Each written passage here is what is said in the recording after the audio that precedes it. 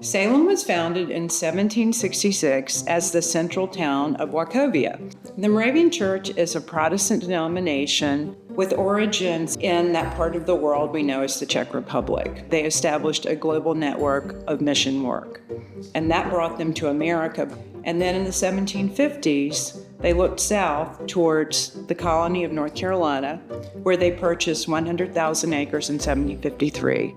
The importance of Old Salem is huge, and I tell people to think back to when this town was started. There was nothing here. There were no roads. It was wilderness, so you were starting from scratch with nothing. North Carolina's beginnings are here in this town.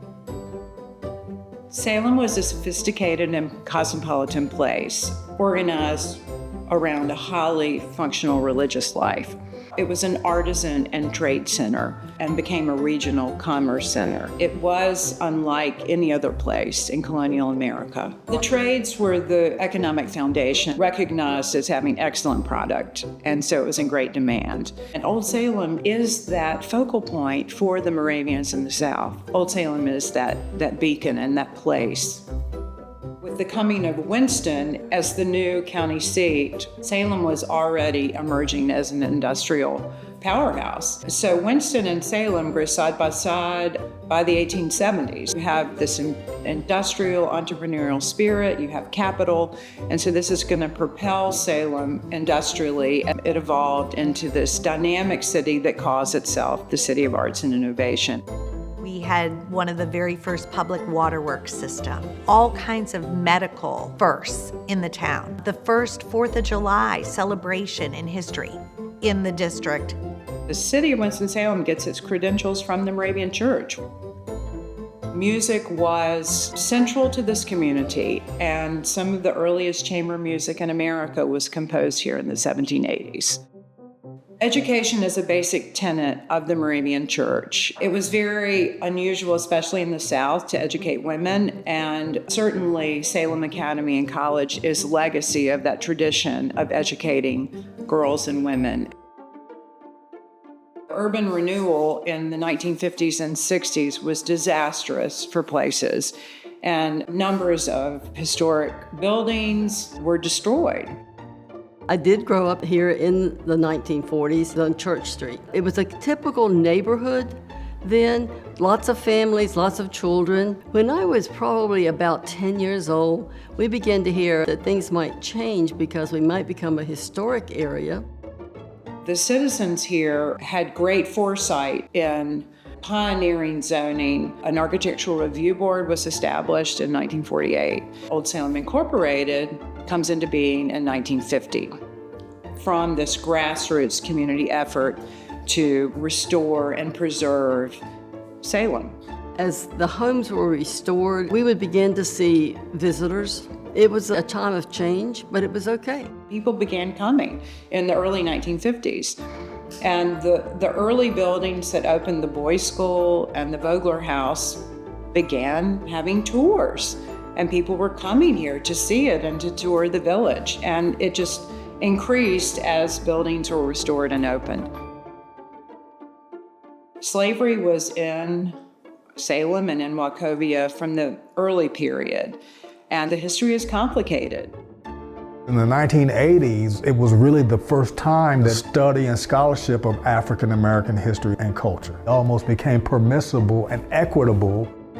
The archivists here at Old Salem expanded their understanding, expanded the research, expanded the outreach so that it makes those archives less intimidating and more accessible to a more wide-ranging and inclusive population. For a number of years, the African American experience was really not discussed with our visitors, and we felt like we sort of were failing in that area, and we needed to own what that experience was in the town of Salem, talk about St. Philip's Church and worship, talk about the enslaved Africans and freed Africans that were here and what they contributed to the building of this town. So during my time, we were really starting to figure out how we would tell that story. Old Salem was ahead of its time when it started looking at the African American story here and how it contributed to the growth of the town. And that came about primarily when Old Salem started a capital campaign to restore some buildings, which included building the Visitor Center, but also a restoration of the St. Philip's Brick Church, which is the oldest African American church in the state of North Carolina, and also reconstructing the log church that is there. Old Salem and the Moravian Archives can serve as a template for other archives on how to do genealogy, especially on people who were formerly enslaved. The Franco Horton Museum Center is a really important center of research and understanding here in the Historic District.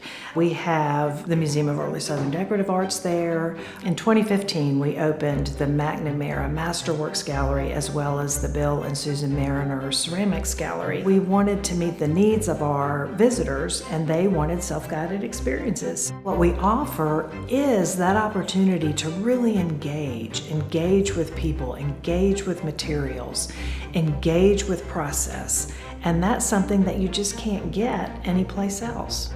MESDA started a summer institute in 1976 for scholars and students who wanted to learn more about Southern history and material culture. And today, we, every summer, accept about 8 primarily graduate students who come to study a specific region of the South. For our younger audiences in particular, or just any tactile sensory visitor, they sometimes need someone to help convey history. Our job is not to oversimplify, but to bring it down on a level where everyone can understand us, whether we have someone in kindergarten walking through, or we have someone who's been retired 10 plus years and is still enriching themselves. You engage these different people differently. It's nice to be able to have people light up as you explain something that took you weeks to understand. We are definitely history come alive. I say I'm an interpreter, but I feel like it's more like I'm part scholar, part translator, part ambassador. We always carry the burden of correcting and telling history factual. My job is to be the baseline of here's what we know happened. It's important to know your history because you're doomed to repeat it or you're doomed to forget it. It's really nice to be reminded that history sometimes is just a remix rather than something completely new. What I've seen is we've refocused on the primary historic district to really get more people over there, focusing on a lot of hands-on experiences, really get visitors more involved, hands-on, tactile learning. What I've seen bringing our own boys down here is that when it comes to really getting their hands dirty, going in the pottery shop and getting to work with the clay, getting to pick up and feel, whether it be artifacts or reproduction items, that's what they really remember. There's few places like Old Salem that still exist to be able to be explored today. With over 35,000 ticketed visitors, much less the hundreds and thousands that walk the beautiful streets, pop into the shops, and then go and spend their dollars in our community, it really makes an impact and is that magnet that can draw people to Winston-Salem. We're proud to celebrate 75 years of Old Salem Incorporated, and we're really excited about what the future holds for this amazing organization. I want to see the historic district, the town of Salem and MESDA continue to grow and thrive. When I'm asked the question, will we be here for another 75 years? It's a resounding yes, because the community, people, families love this place. They want us to survive. We may not look the same, and it may not be the same experience that you had when you came here in 3rd or 4th grade, but we're still going to be here. Looking towards the future is really important. Being good stewards of this gift. I mean, it is a gift, but it's one that we just don't put on the shelf and admire. We have to be engaged with it. We are in this together.